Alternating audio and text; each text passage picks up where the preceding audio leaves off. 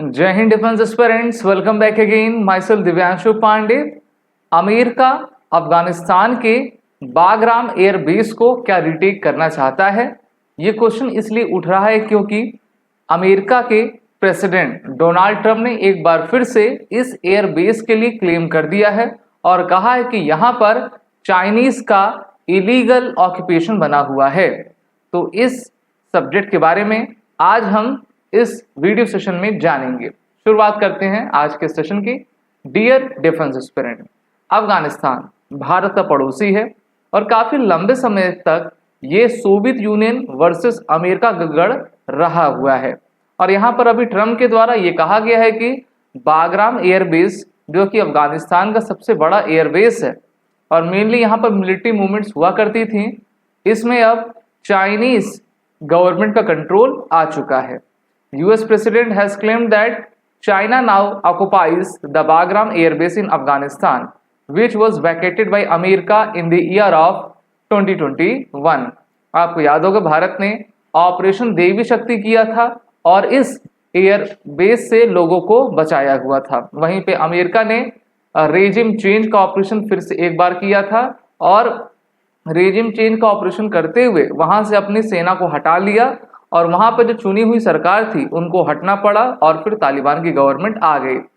Donald Trump अपने tweet में कहते हैं कि but we are going to keep Bagram, ठीक है, हमें बागराम को लेना चाहिए, रखे रहना चाहिए। The big airforce base which is an hour away from where China makes its nuclear weapons, that's what they do, they make their nuclear missiles and 1 hour away from Bagram and I said you can't give up Bagram. ठीक है, तो इन्होंने कहा कि देखिए, हम Bagram को किसी भी प्रकार से हमको नहीं देना चाहिए था, हम इसको रिटेन करना चाहिए क्योंकि इसकी जो लोकेशन है काफ़ी इंपॉर्टेंट है और यहाँ से चाइना का जो न्यूक्लियर स्टॉक है वो सिर्फ 1 घंटे की दूरी पर है। आगे ये कहते हैं कि they gave a Bagram and right now China occupies Bagram, यानी इन्होंने जो बाइडेन की सरकार है उस पर प्रश्न चिन्ह खड़े किए। So sad so crazy, one of the biggest air base in the world, among the strongest and longest runways anywhere in the world and are away from where China makes its nuclear missile। तो China के ऊपर इनके द्वारा आरोप आपका लगाया गया और इन्होंने बहुत सारी इंपॉर्टेंट लोकेशंस बताई हैं और अगर आप इस बेस को देखोगे तो ये 11,800 फुट रनवे इसका है, जिसमें कि आप काफ़ी बड़े कार्गो और बॉम्बर जहाज़ों को भी टेक ऑफ और लैंडिंग करवा सकते हैं। इसमें कहा गया है कि it is unclear which Chinese nuclear facility Trump was referring to. The closest testing site 2,000 km away at Lo Nur in Xinjiang, where China tested its first bomb in 1964. The closest nuclear weapon facility is the Koko Nur complex, जो कि काफ़ी इसके Qing खाई province में है, जो कि काफ़ी दूर है। ठीक है, अब ट्रम्प तो अपने तरफ से कहेंगे ही, अब जब भी कोई भाषण देता है नेता तो अपने तरफ से मेटाफर अलंकार का तो यूज़ करता है कि चाइना वहाँ पे आ जाएगा, चाइना पूरा कब्जा कर लेगा, हमें इसको कंट्रोल में लेना चाहिए। When Trump made similar comments in March, the Taliban had issued a strong denial, और तालिबान ने कहा Bagram is controlled by the Islamic emirate Taliban, not China. Chinese troops are not present here, nor do we have any such pact with any country। तो तालिबान ने तो इसको सिरे से खारिज कर दिया और आप जानते हो कि अमेरिका और चाइना में ट्रेड वॉर चल रही है। Bagram airfield, the largest airbase in Afghanistan, lies some 60 kilometre to the north to Kabul. Kabul राजधानी अफगानिस्तान की, वहाँ से लगभग 45-60 किलोमीटर आपका ये दूर है, जो कि उनकी स्ट्रेटजिक परवान प्रोविंस में आता है। इस एयरबेस को 1950s में यूएसएसआर यानी कि सोवियत यूनियन के द्वारा बनाया गया था कोल्ड वॉर के एरा में, when both US and USSR were jockeying for influence in Afghanistan. In 1959 for his landmark visit to the country, the US president Dwight Eisenhower landed in Bagram airbase. वहीं पर अगर आप सोवियत अफगान वॉर 1979 टू 1989 देखेंगे तो Bagram became a vital Soviet base और यहाँ से उनके इंपॉर्टेंट फाइटर प्लेन जैसे कि Su-30, सुखोई, Su-25 ये सभी अपने मिशन पर मुजाहिदीन के अगेंस्ट उड़ा करते थे और माउंटेन्स में जिन्होंने बेस बनाया हुआ था ताइवान, उसको आपका निशाना लगाते थे। इस बेस को 90s के बाद जब सोवियत यूनियन का विघटन हो गया तब फिर अमेरिका ने इसको एक्सपेंड किया और इसको काफ़ी बेहतरीन तरीके से बनाया। After September 11, 2001 attacks, the US and its allies took over the Bagram airfield. Over the next 2 decades, as the war on terror raged on, Bagram became the epicenter of the American presence in the Afghanistan. तो लगभग 20 साल ये यहाँ पर रहे और 2021 में इन्होंने इसको खाली कर दिया।